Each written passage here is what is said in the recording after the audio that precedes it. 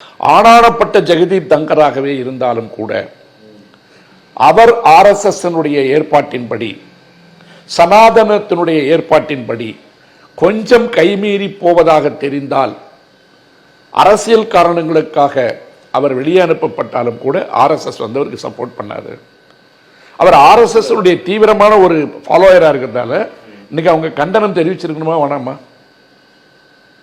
இங்க பிஜேபி என்கின்ற கட்சியினுடைய முகமாக இருந்து கொண்டிருக்கின்ற மோடிக்கும் அடிப்படையில் வேர்களாக இருந்து கொண்டிருக்கின்ற RSSக்கு ஒரு மிகப்பெரிய தத்துவ போர் நடந்துட்டு இருக்கு.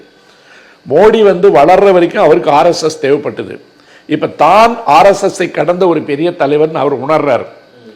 RSS என்ன நினைக்குதுன்னா, நாம் வளர்த்து கொண்டு வந்த ஒருவர் நம்மை மீறி, நம்மை கடந்து, நம்மை தாண்டி நமது இயக்கத்தை கீழாக வைத்துவிட்டு தன் முகத்தை மேலாக வைத்துக் கொண்டு இவர் ஒரு அசைக்க முடியாத அதிகாரமாக மாறிக்கொண்டிருக்கிறார் என்று RSS உணர்கிறது. இந்த ஈகோ கிளாஷுக்கு காலியானவர் தான் தன்கர். புரியுதுங்களா?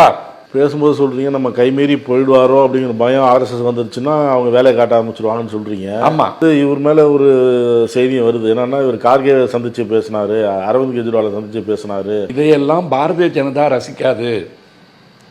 பாரதிய ஜனதா ரசிக்காத காரணத்தால் RSS செல்ல பிள்ளையாக இருந்தா கூட தூக்கி போடுறாங்க.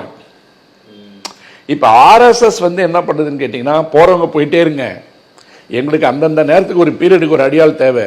தங்கர் முடிஞ்சிருச்சு, இன்னும் 4-5 பேர் நான் வரலாறு சொல்லட்டுமா? நம்ம வெங்கையா நாயுடு இருந்தார்.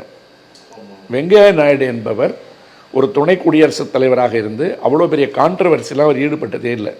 எந்த விதமான என்ன சொல்றது, எந்த விதமான விமர்சனங்களுக்கும் ஒரு பெருசாக ஆட்பட்டதில்லை. கட்சி வேலை பார்ப்பாரு. அதுக்கு பிற்பாடு துணை குடியரசுத் தலைவர் இருந்த வரைக்கும் ஓரளவுக்கு நியூட்ரலாக தான் இருந்தார்.